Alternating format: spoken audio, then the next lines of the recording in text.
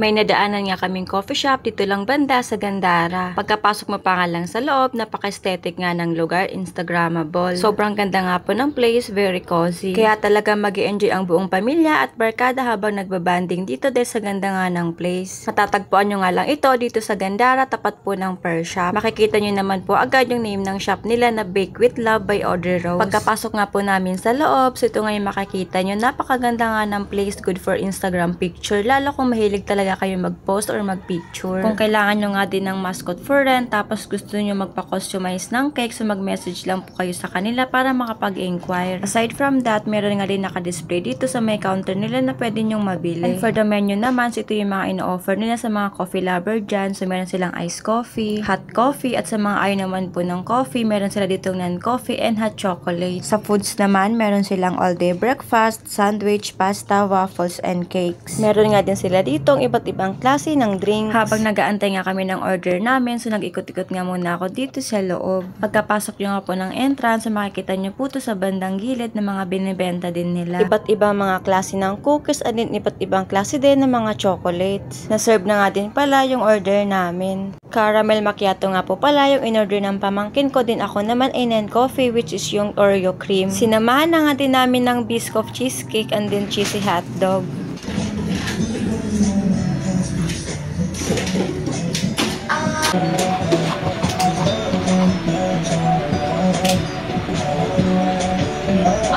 Pag-order. Bakit dito? Pati na rin. Kung na rin. Pwede na. Sarap. Kung na tayo na kami. Ikaw na. Ikaw na natin. Hanggang dito na nga lang po ulit and for today's video. Thank you for watching po. See you on my next vlog. Bye! Happy tummy everyone!